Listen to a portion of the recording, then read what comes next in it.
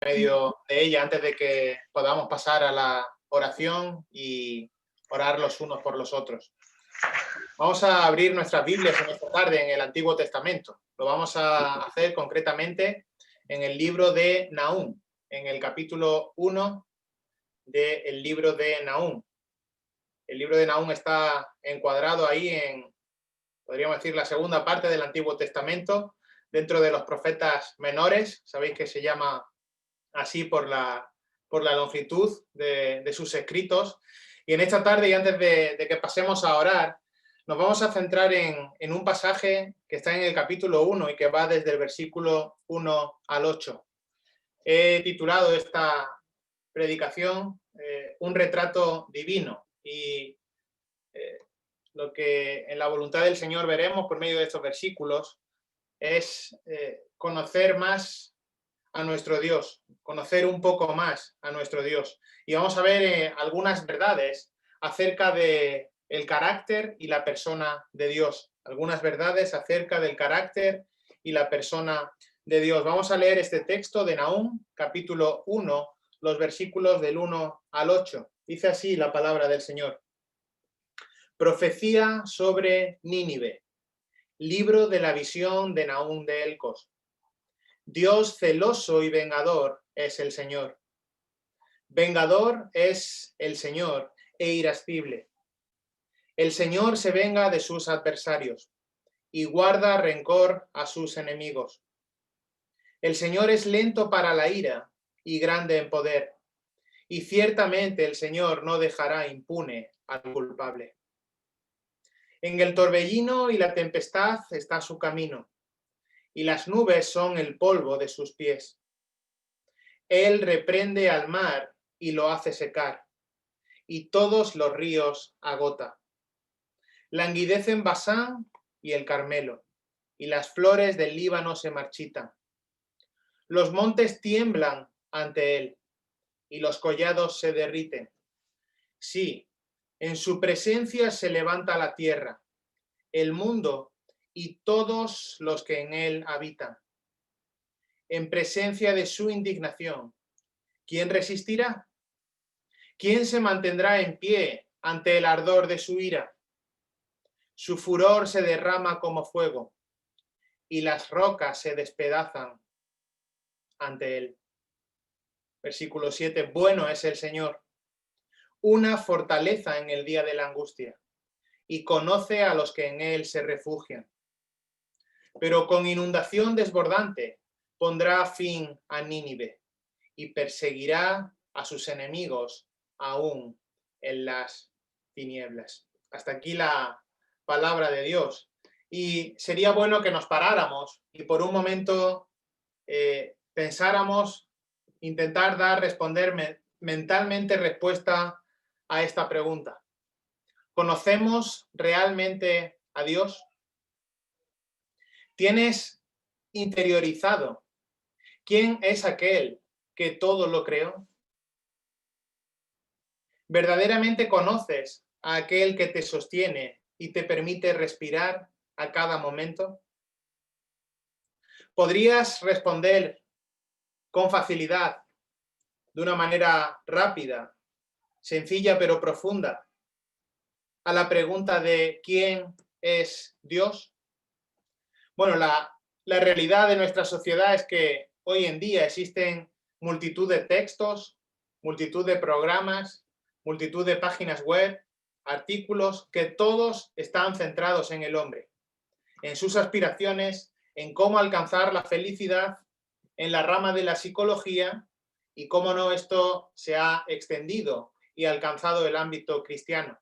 De tal manera que vemos muchos libros que supuestamente son cristianos e incluso algunas predicaciones que nos muestran los pasos que hay que dar para ser un feliz cristiano, o cómo ser un cristiano lleno del Espíritu Santo, o cómo conseguir un hogar feliz, cómo llevarte bien con tus hijos, cómo construir una iglesia. Y todo esto se hace al margen de la voluntad y el consejo de Dios. En definitiva, hay una concentración excesiva y constante en el hombre. Todo gira en torno al hombre. Y pudiera parecer que hay un interés mayoritario por la sociedad y aún incluso en el ámbito cristiano de dar soluciones humanas a problemas que son de hombres, tendiendo a dejar fuera de la ecuación a Dios, de una manera voluntaria o involuntaria. Y esto es incluso de aplicación cuando predicamos acerca de Jesús. Es tremendamente importante cuando predicamos acerca de nuestro Salvador, acerca de Cristo, cuando anunciamos el Evangelio, no solo destacar lo que Él hizo, sino aludir a quién es Él. Y en esta tarde vamos a conocer algo más de la identidad de Dios. Y esto es tremendamente necesario para nuestras vidas. Piénsalo por un momento. El Espíritu Santo señala a Jesucristo. Y el ministerio de Jesucristo era señalar a Dios. Por lo tanto, el diseño final de ambos fue llevarnos a una comprensión de la identidad, del carácter y de la personalidad de Dios. Por eso tenemos que concentrarnos en la persona de Dios. Debemos de conocer a Dios. Deuteronomio 6:12 dice, ten cuidado, no sea que te olvides del Señor. Y le están diciendo ahí, cuidado, porque te vas a olvidar de aquel que te liberó de la tierra. Ten cuidado, no sea que te olvides del Señor. Y nos puede pasar, queridos hermanos, aún en el cristianismo, que en muchas ocasiones nos desviemos y nos apartemos, olvidemos la identidad y el carácter de Dios. Podemos dar por sentado que hay un Dios que existe, pero podemos olvidarnos de quién es Él. Y esta es la gran pregunta, ¿quién es Dios? ¿Quién es Dios? Y nos sorprenderíamos, te sorprenderás o te has sorprendido ya seguro si alguna vez haces esta pregunta a la gente. Te sorprenderías al ver lo que son capaces de contestar. Y por ello me gustaría que pudiéramos obtener un retrato bíblico desde el Antiguo Testamento de quién es Dios. Recuerda en primer lugar, y esto solo a título genérico, que no creemos en una pluralidad de dioses, sino en un solo Dios en tres personas, Padre, Hijo y Espíritu Santo. Ahora, en cuanto a los atributos específicos de Dios, aquellos atributos que definen el perfecto carácter de Dios, para conocerlos, para conocer a Dios, debemos de ir a su palabra, a las Escrituras, y toda la Biblia de principio a fin nos habla y describe atributos específicos de Dios. Aunque en esta tarde nos centraremos en el libro de Nahum, como hemos leído en el capítulo 1, los versículos del 1 al 8. Como sabes, el libro de Nahum es un libro pequeño, pero interesante, que está situado ahí en el Antiguo Testamento y que solo tiene 3 capítulos. Fíjate, veamos un poco el contexto. Dice el versículo 1, profecía sobre Nínive, libro de la visión de Nahum de Elcos. Así que Nahum, de acuerdo con este versículo, es una profecía específica contra una ciudad específica. Aparece ahí, Nínive, profecía sobre Nínive. Por cierto, es necesario destacar que esta profecía de Nahum se cumplió al pie de la letra en el año 612 a.C. Y en este libro de Nahum, a pesar de que el nombre de Nahum significa compasivo, significa consolación, verdaderamente lo que vemos es un juicio de venganza, un juicio de venganza. Así que en este primer capítulo, que ahora estudiamos en parte, tenemos la introducción a la profecía contra Nínive. Y solo por tratar brevemente de sintetizar el libro, vemos que Dios va a dar pago a los asirios, sobre todo en Nínive, por su tratamiento de Israel. Ellos ya habían sido responsables en gran medida de las 10 tribus en el cautiverio y ahora estaban presentándose en fuerza militar contra Ezequías. Y Dios estaba diciendo, bueno, hasta aquí. Ya no hay más tolerancia para este tipo de actividad. Así que de una manera genérica, a título de resumen, podemos afirmar que el libro de Nahum es un juicio contra Nínive por la persecución del pueblo de Dios. Un juicio contra esta ciudad sobre Nínive por la persecución del pueblo de Dios. Además es un libro maravilloso porque vemos el control soberano de Dios sobre la historia. Y esta destrucción que se anuncia aquí sobre Nínive no fue una coincidencia, no fue algo que fue casualidad, ni simplemente la transición de un imperio humano, sino que verdaderamente fue una profecía cumplida al pie de la letra, como estaba profetizado. Además está asegurando a Judá, Dios le dice, tranquilos, que Dios, que yo voy a cuidar de los míos. Es interesante añadir también que Sofonías y Jeremías fueron coetáneos de Nahum. Y dentro de esta profecía, dentro de estos versículos que hemos leído, no podemos estudiarlo en la totalidad en esta tarde, pero sí que vamos a acercarnos un poco más a la identidad de Dios. Vamos a ver un primer destello de este retrato divino. Así que en este capítulo 1, que seguro en alguna ocasión has leído, vamos a ver que Dios tiene el derecho de juzgar. Él tiene el derecho de juzgar a causa de lo que Él es. Él puede juzgar por quién es Él. Así que el Dios de Judá es ciertamente capaz, tiene la capacidad, tiene el derecho de ejecutar su juicio contra Nínive. Y por eso la base de este juicio es el carácter de Dios. Y Nahum presenta el carácter majestuoso de Dios y nos presenta específicamente en estos versículos 3 atributos. Solo vamos a ver 3 importantes atributos de Dios, que además pueden sernos de estímulo previamente a la oración y de estímulo para tu vida diaria. Así que vamos a ver 3 atributos que nos presenta aquí Nahum. En primer lugar, veremos que Dios es un Dios de justicia rígida. Versículos 2 y primera parte del versículo 3. Dios es un Dios de justicia rígida. En segundo lugar, segundo atributo, veremos que Dios es un Dios de poder. Segunda parte del versículo 3 hasta el versículo 6. Y en tercer lugar, veremos que Él es un Dios de misericordia, en el versículo 7, un Dios de misericordia. Bueno, vamos a verlas un poco más en detalle.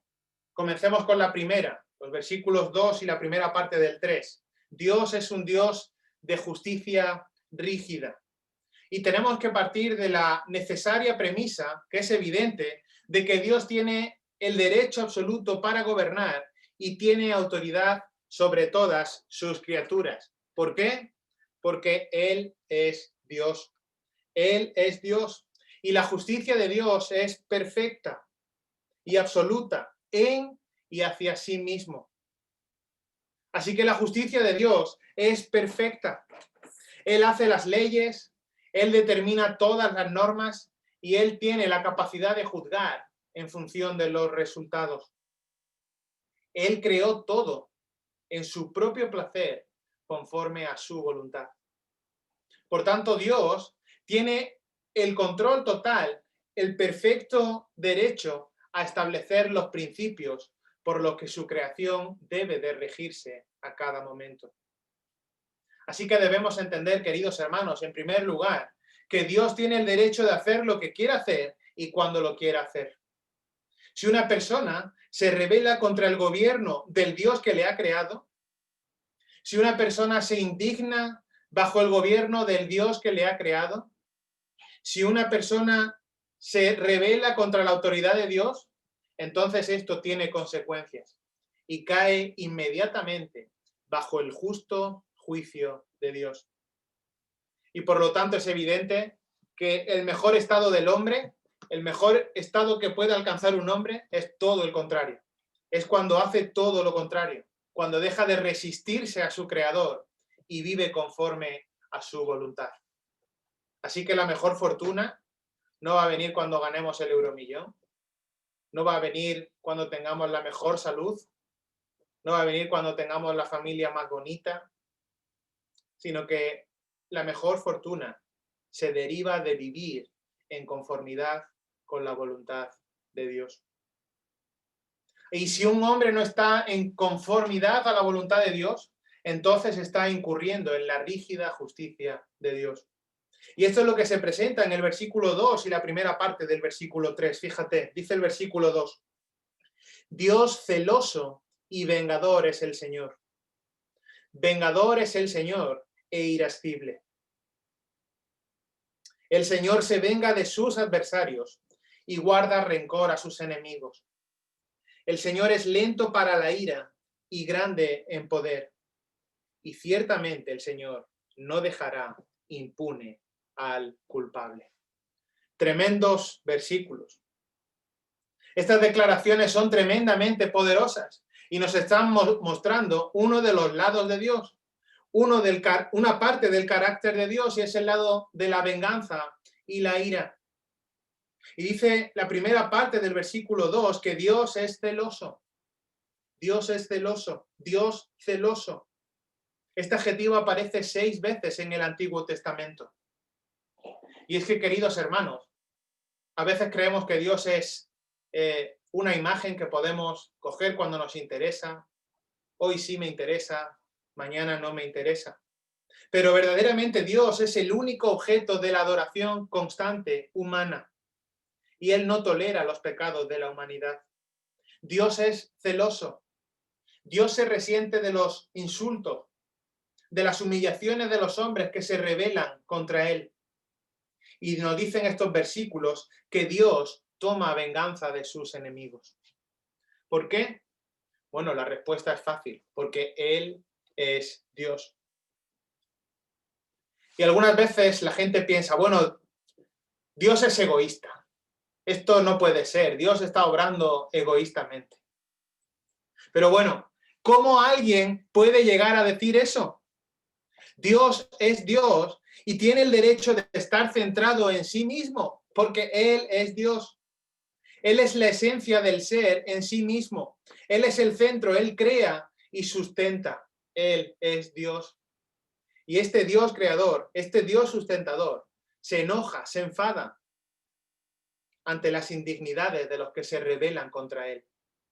Porque suya es la gloria y por lo tanto Él exige la gloria de todas sus criaturas. Y los que destruyen sus leyes, los que andan ridiculizando sus palabras, estos son despedidos de su presencia para siempre. Vengador es el Señor e irascible. Él se venga de sus adversarios y guarda rencor a sus enemigos. Él está celoso de su propio honor y de su propia alabanza. Dios no tolera rivales. No hay rebeldes para Dios. Dios es celoso de su gloria. Es celoso de su amor. Mateo capítulo 25, por dar un salto neotestamentario, nos puede dar un poco de luz a estos versículos a partir del versículo 31.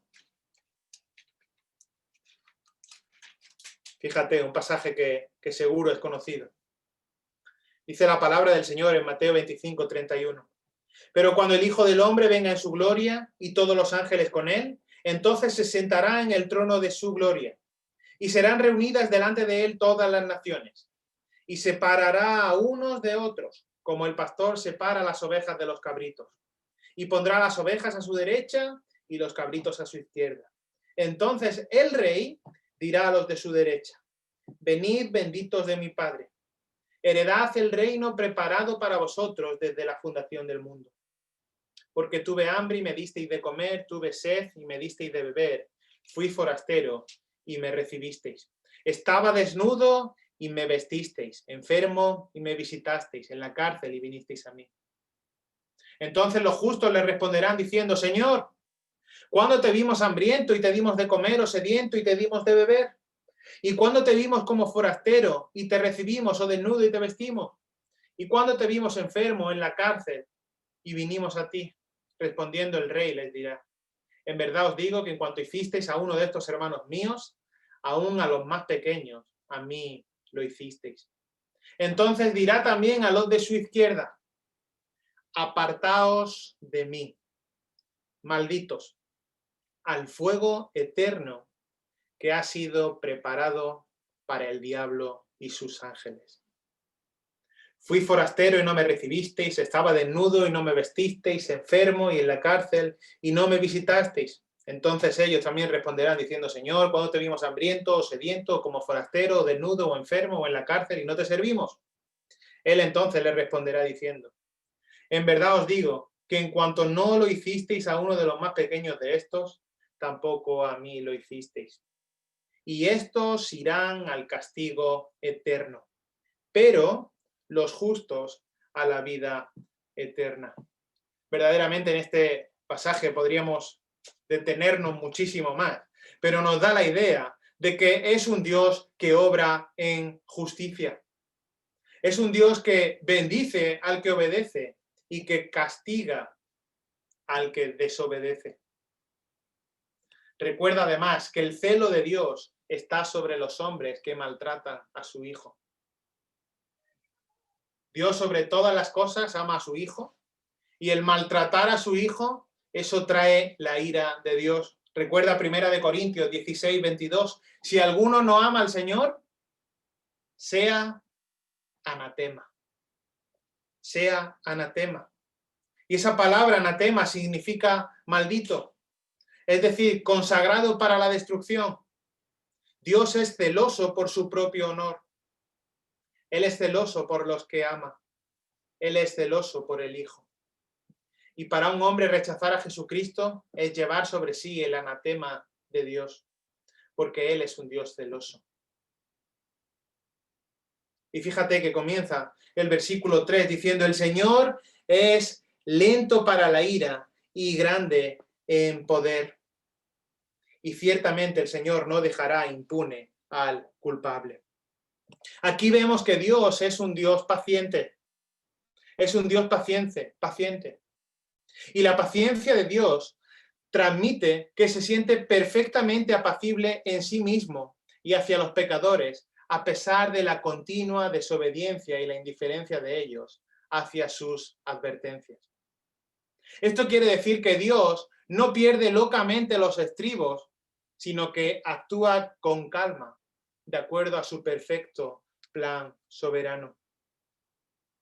No significa que Él no vaya a dar pago, no significa que Él no vaya a tener consecuencias para con sus enemigos, sino que aún así el Señor es paciente, lento para la ira. Y queridos hermanos, tenemos que tener esto en mente y vivir agradecidos por ello cada día. Y no cuestionar la justicia de Dios, porque cuestionar la justicia de Dios es un insulto a su gloria. Él dice que Él es justo, que Dios es justo, un Dios de justicia rígida. Así que para el rebelde, para ese también, Dios es un Dios de justicia. Ahora bien, ¿cómo podemos escapar de esto? ¿Cómo podemos escapar de esta justicia rígida de Dios? Bueno, la palabra del Señor dice que para los que están en Cristo no hay ninguna condenación. Y esto debe de traernos ánimo, queridos hermanos. Es tan sencillo como esto. Si tu refugio está en Jesucristo, entonces nunca vas a conocer el juicio de Dios para condenación eterna. Nunca. Y no es gracias a ti, no es gracias a tu obra, sino que es gracias a que Jesucristo cumple la norma de Dios. Jesucristo satisfizo la norma de Dios. Nuestro pecado fue imputado en Él, cargado en Él, de tal manera que por su obra, por su sangre, fuimos librados de la paga del pecado, que es la muerte. Y la única manera de escapar de ese derramamiento de ira es ser cubierto a través de la sangre preciosa de Cristo. Caer en las manos de un Dios santo que está airado es algo terrible. Pero estar cubierto por la expiación de Cristo nos libra de la ira de Dios. Y debemos dar gloria a Dios por ello. Así que en primer lugar hemos visto que Dios es un Dios de justicia rígida. Pero vemos un segundo atributo que define el perfecto carácter de Dios en este pasaje. Y es que Dios es un Dios de poder. Fíjate lo que dice el versículo 3 en el medio. Dice, en el torbellino y la tempestad está su camino, y las nubes son el polvo de sus pies. tremendo. Qué majestuoso y cuánto nos dice, queridos hermanos. Así que cada vez que hay un torbellino, un tornado, cada vez que hay una terrible tormenta, Dios está al control. Cualquier fenómeno meteorológico, cualquier cosa. Dios abre su camino en medio de la tormenta.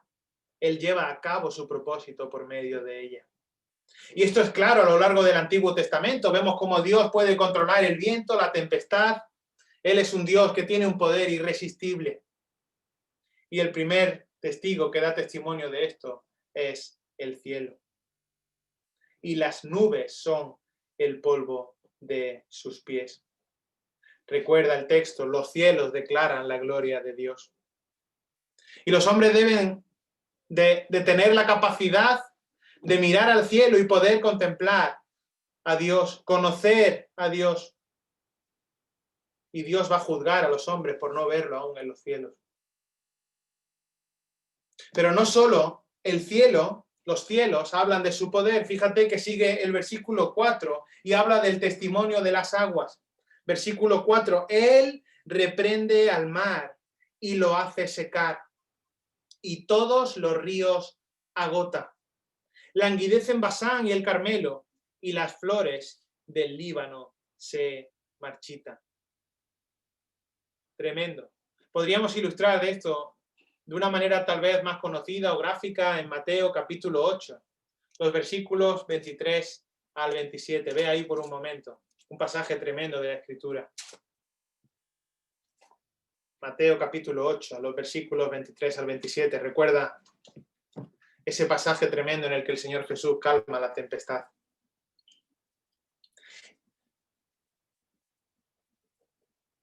Estaban ahí el Señor en la barca con sus discípulos, se dice el versículo 23. Cuando entró Jesús en la barca, sus discípulos le siguieron. Y de pronto se desató una gran tormenta en el mar. De modo, fíjate qué tipo de tormenta, de modo que las olas cubrían la barca. Pero Jesús estaba dormido.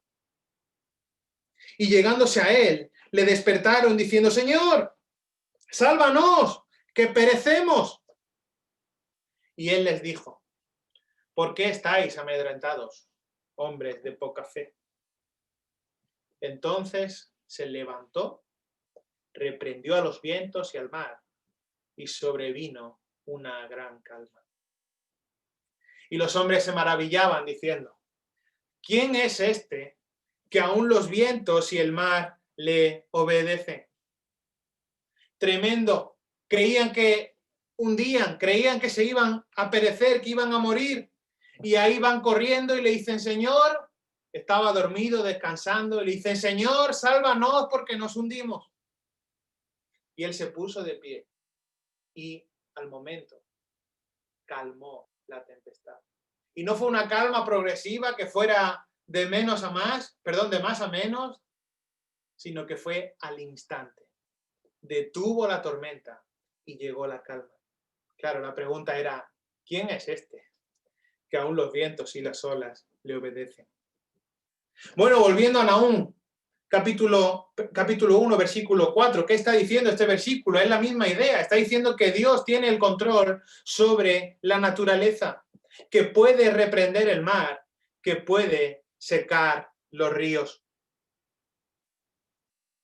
Pero no es solo las aguas, sino que también la tierra habla de Dios. Fíjate, versículo 5, los montes tiemblan ante él y los collados se derriten.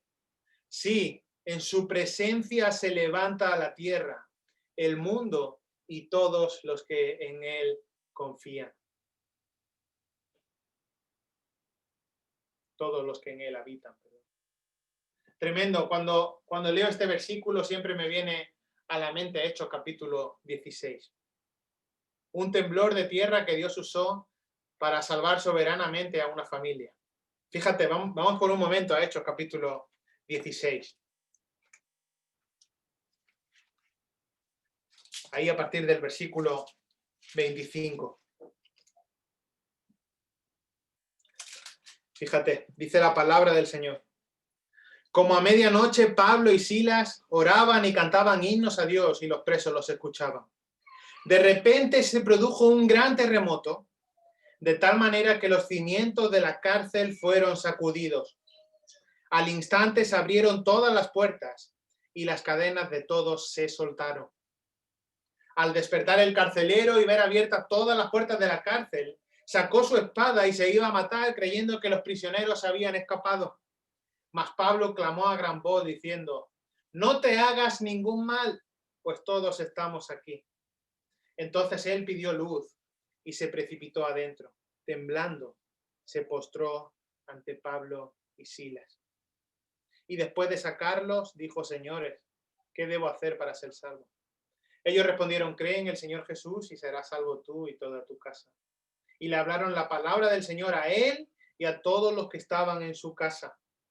Y él los tomó en aquella misma hora de la noche y les lavó las heridas. Enseguida fue bautizado él y todos los suyos. Llevándolos a su hogar, le dio de comer y se regocijó grandemente por haber creído en Dios con todos los suyos. Tremendo. Dios obró mediante un temblor de tierra de una manera soberana, controlando esos temblores para traer salvación. Tremendo. Y recuerda igualmente que cuando el Señor Jesús murió, la tierra tembló. Y aun cuando resucitó, también la tierra se movió. Dios dirige la tierra. Y Él la puede agitar en cualquier momento que Él quiera. Y por eso, ante esta situación, el versículo 6 nos dice, bueno, una pregunta retórica. En presencia de su indignación, ¿quién resistirá? ¿Quién se mantendrá en pie ante el ardor de su ira? Bueno, la respuesta es clara. La respuesta es nadie. Porque sigue el versículo 6 y dice, su furor se derrama como fuego y las rocas se despedazan ante él. Así que cuando Dios comienza a moverse, nada ni nadie puede resistirse. Su poder es absolutamente incontrastable, es inigualable y tiene poder absoluto. Y esto implica el dominio absoluto de su naturaleza, la naturaleza creada por él. Nadie puede estar, queridos hermanos, en contra de este tipo de justicia que hemos visto y de este tipo de poder inquebrantable. Tampoco hay esperanza para escapar de este poder aparte de Cristo. Nadie puede resistirse al enorme poder de Dios. Hay un tercer atributo que vemos en estos versículos que definen el perfecto carácter de Dios y está en el versículo 7.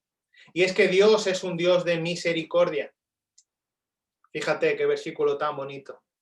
Bueno es el Señor, una fortaleza en el día de la angustia, y conoce a los que en él se refugian. Dios siempre está pendiente de sus hijos. Él está atento a sus hijos. Y para aquellos de nosotros que somos fieles a Jesucristo, que no estamos en rebeldía contra Dios, sino que por la fe en Cristo hemos entrado en una relación viva con Dios, cuando leemos estas palabras que hemos leído aquí, no podemos recibir otra cosa que paz.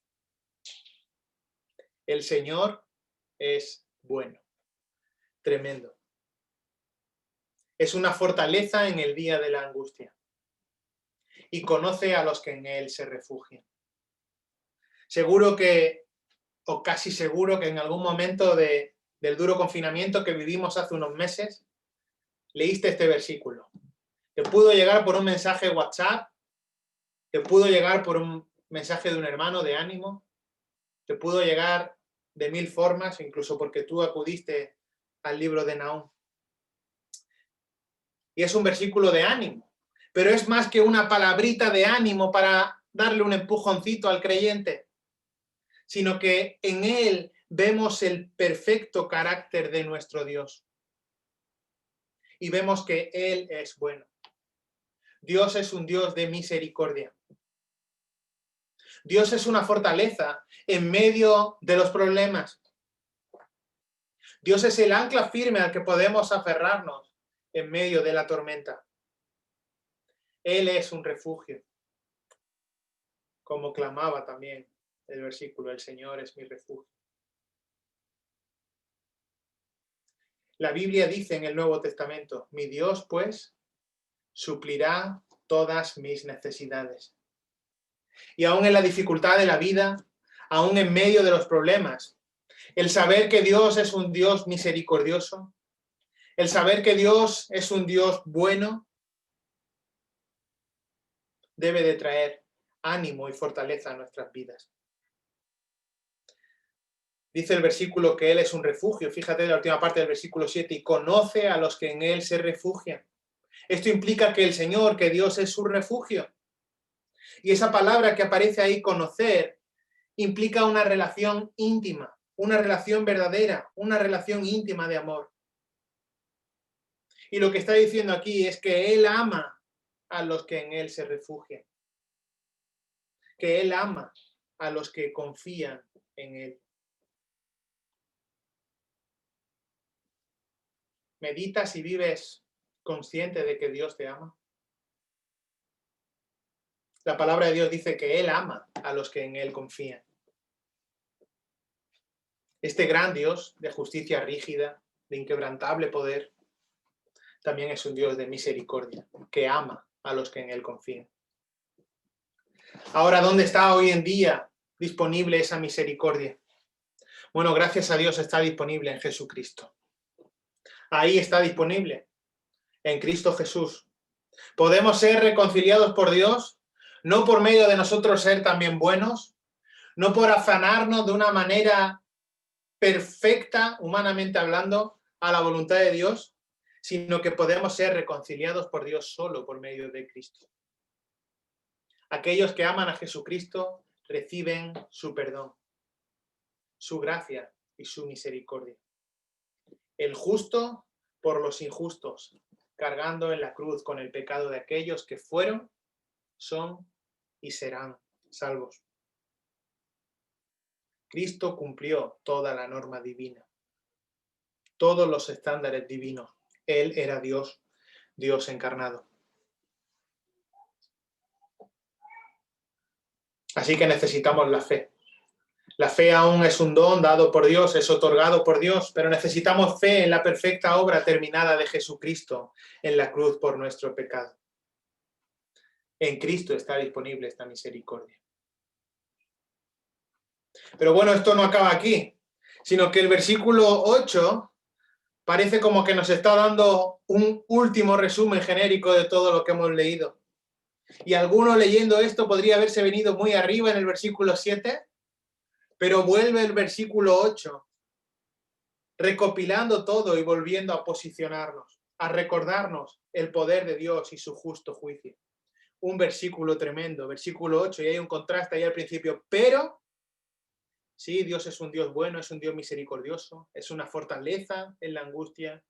Él conoce a los que en Él se refugian, pero esto no tiene aplicación para todos, sino que con inundación desbordante pondrá fin a Nínive y perseguirá a sus enemigos aún en las tinieblas.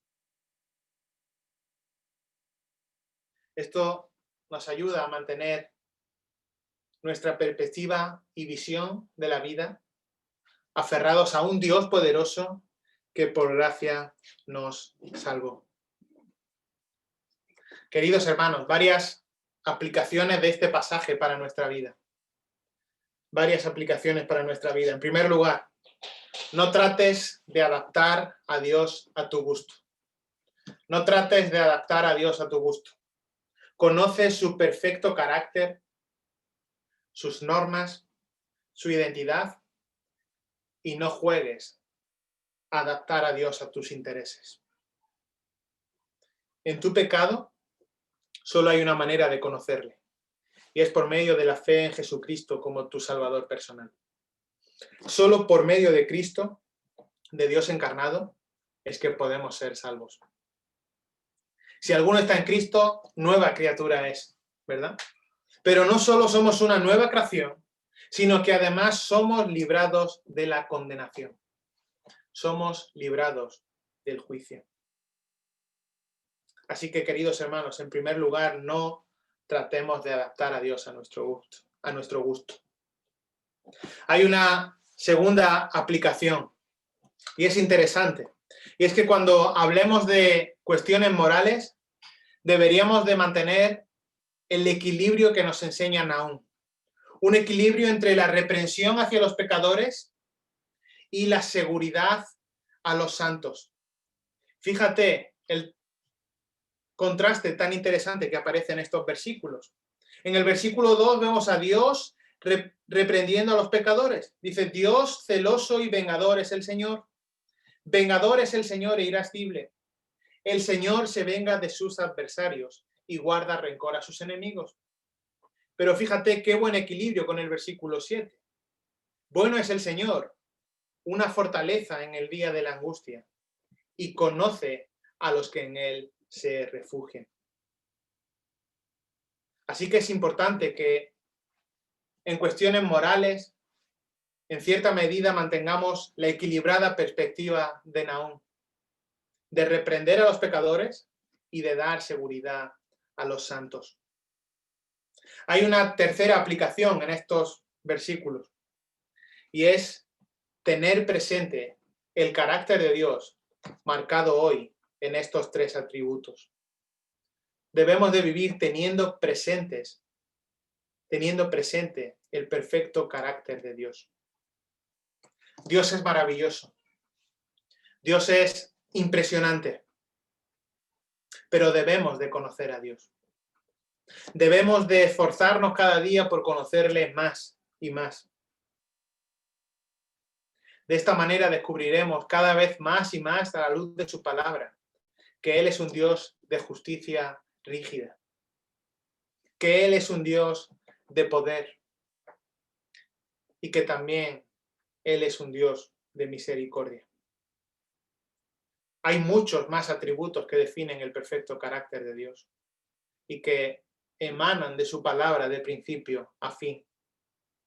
Y por todos ellos debemos de vivir agradecidos y alabando a Dios y dándole toda la gloria. Porque el entender e interiorizar estas verdades que hoy salen desde este libro de Nahum nos ayuda, nos anima y nos conforta en nuestro caminar diario. Y a este lado del pacto vemos que la única forma de estar a cuenta con Dios es por medio de su Hijo Jesucristo.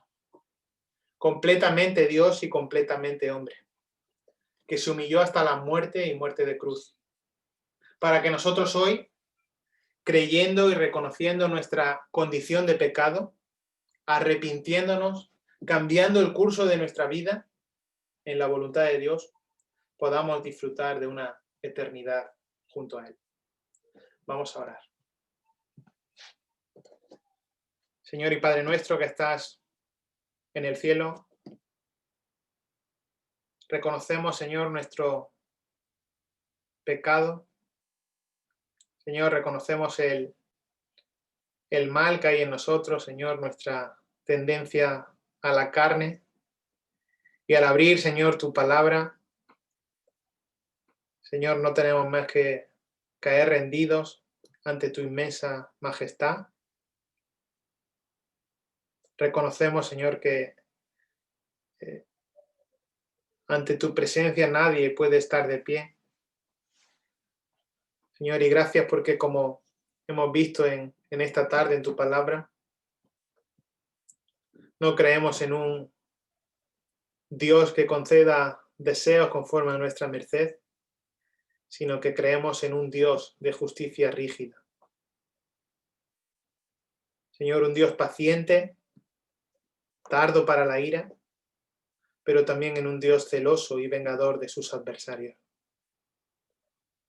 Señor, creemos en un Dios poderoso.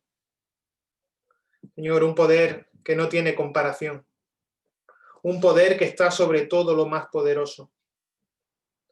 Un poder, Señor, que lo vemos en el cielo, en las aguas, aún en el temblor de la tierra. Toda la naturaleza se rinde ante ti. Ayúdanos, Señor, a descansar en este poder. Señor, y también te damos gracias porque creemos en un Dios misericordioso, sabiendo que eres bueno y que eres nuestro baluarte, el lugar, Señor, donde acudir para ser fortalecidos en el día de la angustia, en medio de los problemas, Señor, en medio de la adversidad. Señor, y tú conoces a los que en ti se refugian. Señor, gracias porque igual que estos atributos, Señor, sabemos que son muchos más los atributos que definen el perfecto carácter de Dios. Y por todos ellos, Señor, te alabamos, Señor, y te agradecemos. Y nadie, Señor, puede estar en pie ante el ardor de tu ira. Por eso, Señor, en humillación, te pedimos perdón, Señor, por las veces que descuidamos, Señor, nuestra salvación, que pecamos, Señor, y reconocemos nuestras faltas, Señor. Pero agradecemos, Señor, de una manera sublime, la perfecta obra de Cristo en la cruz, gracias a la cual hemos sido librados de la paga del pecado que es la muerte. Y gracias, Señor, que no fue por ninguna obra humana nuestra por la que pudiéramos vanagloriarnos, aumentar nuestro ego, sino que fue gracias a la perfecta obra de Cristo. Tu gracia, tu amor nos alcanzó. Señor, ayúdanos a vivir recordando estas verdades, interiorizando, Señor, que verdaderamente creemos en un Dios perfecto, en santidad, supremo, y que no tratemos de adaptar a Dios a nuestro gusto, a nuestro antojo, conforme a las circunstancias que nos rodean. Ayúdanos, Señor, a conocerte más cada día, a buscarte por medio de tu palabra, y que esto, Señor, se traduzca en una adoración cada vez más perfecta hacia tu nombre. Te damos, Señor, toda la gloria que solo tú mereces. Y todo esto lo oramos en el nombre de Cristo Jesús, nuestro Salvador.